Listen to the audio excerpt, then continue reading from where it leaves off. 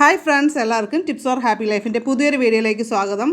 മെലിഞ്ഞുണങ്ങിപ്പോയി എന്ന് വിചാരിച്ചിരിക്കുന്നവർക്ക്, നിരാശപ്പെട്ടിരിക്കുന്നവർക്കെല്ലാം 7 ദിവസം കൊണ്ട് വണ്ണം വയ്ക്കാനായിട്ട് സഹായിക്കുന്ന ഒരു വെയ്റ്റ് ഗെയിൻ ബ്രേക്ക്ഫാസ്റ്റ് ഡയറ്റാണ് ഇന്ന് നമ്മൾ കാണാൻ പോകുന്നത്. നല്ല പഴുത്ത ഏത്തപ്പഴം തന്നെ വേണം ഇത് തയ്യാറാക്കാനായിട്ട് ഉപയോഗിക്കാനായിട്ട്. ഏത്തപ്പഴം വട്ടത്തിൽ അരിഞ്ഞെടുക്കുക. വണ്ണം വയ്ക്കാൻ ആഗ്രഹിക്കുന്നവർക്ക് ചിലരെങ്കിലും പറയുന്നൊരു പരാതിയാണ് വിശപ്പില്ല, അതുകൊണ്ട് തന്നെ ബ്രേക്ക്ഫാസ്റ്റ് പലപ്പോഴും ഒഴിവാക്കിയാണ് പതിവ്.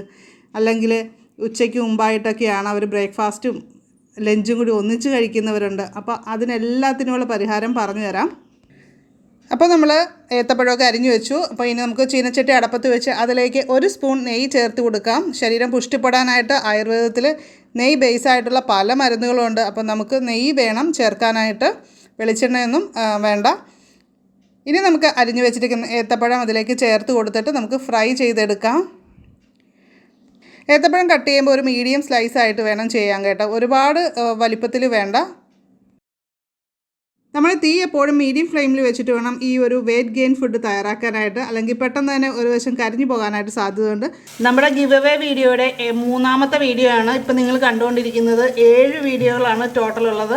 അതിലേതെങ്കിലും ഒരു വീഡിയോയിലാണ് ഒരു ക്വസ്റ്റ്യൻ ഉണ്ടാകുക. ആ ക്വസ്റ്റ്യൻ ഒന്ന് എഴുതി മുകളിൽ കാണിക്കും കേട്ടോ. അപ്പോൾ അതുകൊണ്ട് സ്കിപ്പ് ചെയ്യാതെ കാണുന്നവർക്ക് എല്ലാവർക്കും തന്നെ അതിൽ പങ്കെടുക്കാൻ പറ്റും. വളരെ സിമ്പിളായിട്ടുള്ളൊരു ക്വസ്റ്റ്യൻ ആയിരിക്കും ഇതിൽ ചോദിക്കുക. അത് നിങ്ങൾ താഴെ കമൻറ്റ് ചെയ്താൽ മതി. അതുപോലെ തന്നെ നിങ്ങളുടെ ഫാമിലി മെമ്പേഴ്സിനും ഒക്കെ ഇതിൽ പങ്കെടുക്കാം. അതുകൊണ്ട് അവർക്കും ഒക്കെ ഇത് ഷെയർ ചെയ്ത് കൊടുക്കാം. ഒരു വശം മൊരിഞ്ഞ് വരുമ്പോൾ നമ്മൾ മറിച്ചിട്ട് കൊടുക്കണം. 2 മിനിറ്റ് കൊണ്ട് തന്നെ ഒരു ലൈറ്റ് ഗോൾഡൻ കളറൊക്കെ ആകും കേട്ടോ. നമ്മളിതിലേക്ക് ടേസ്റ്റിനായിട്ട് ഒരു ഏലക്ക പൊടിച്ചത് ചേർത്ത് കൊടുക്കുന്നുണ്ട്. ഏലക്കായ്ക്ക് മറ്റൊരുപാട് ഗുണങ്ങൾ കൂടി ഉണ്ട് കേട്ടോ. നമ്മൾ ഈ ഏലക്ക ചേർത്തതുകൊണ്ട് വെയിറ്റ് കൂടും എന്ന് ഇല്ല. അതിൻ്റെ കാര്യമെന്ന് പറയുന്നത് ദഹന പ്രശ്നങ്ങളൊക്കെ ഉണ്ടെങ്കിൽ, ദഹനക്കുറവൊക്കെ ഉണ്ടെങ്കിൽ അതൊക്കെ മാറ്റാനായിട്ട് നമ്മൾ ഏലക്ക ഇപ്പോൾ ഇതിൽ ആഹാരത്തിൽ ഉൾപ്പെടുത്തുന്നതും അതുപോലെ വെള്ളം തിളപ്പിച്ച് കുടിക്കുന്നതും ഒക്കെ ഗുണകരമാണ്. അപ്പോൾ ദഹന പ്രശ്നങ്ങളൊന്നും ഇല്ലാത്തവരാണെങ്കിൽ ഏലക്ക നമുക്ക് ഒഴിവാക്കാം. നമ്മളിപ്പോൾ ഒരു 4-5 കശുവണ്ടി പരിപ്പും അത്രയും തന്നെ ഉണക്കമുതിരയും ചേർത്ത് കൊടുക്കാം. ഇപ്പോൾ വെള്ള കളറിലാണ് എൻ്റെ കയ്യിൽ ഇവിടെ ഉള്ളത്, അതുകൊണ്ട് അത് ചേർക്കുന്നു. നിങ്ങൾക്ക് കറുത്തത് ചേർക്കാവുന്നതാണ്. അപ്പോൾ ഇത് ചേർത്ത് നന്നായിട്ടൊന്ന് ഇളക്കി കൊടുക്കുക. അപ്പോൾ ഇതിനിടയ്ക്ക് ഒരു കുഞ്ഞു കാര്യം പറഞ്ഞോട്ടെ. നമ്മുടെ ഈ ചാനൽ സബ്സ്ക്രൈബ് ചെയ്യാത്ത കൂട്ടുകാരൊക്കെ ഒന്ന് സബ്സ്ക്രൈബ് ചെയ്തേക്കുക. അതുപോലെ തന്നെ ബെല്ലൈക്കൺ ക്ലിക്ക് ചെയ്തിട്ട് ഓളെന്നും കൂടി സെലക്ട് ചെയ്ത് വെക്കുക. എന്നാൽ മാത്രമേ ഞാൻ വീഡിയോ ഇടുമ്പോൾ നിങ്ങൾക്ക് നോട്ടിഫിക്കേഷൻ കിട്ടുകയുള്ളൂ. ഇതുപോലെ ഒരുപാട് യൂസ്ഫുൾ ആയിട്ടുള്ള വീഡിയോസ് വരാൻ പോകുന്നുണ്ട്. ഇപ്പോൾ നമ്മുടെ ഏത്തപ്പഴം ഫ്രൈ റെഡി ആയിട്ടുണ്ട്.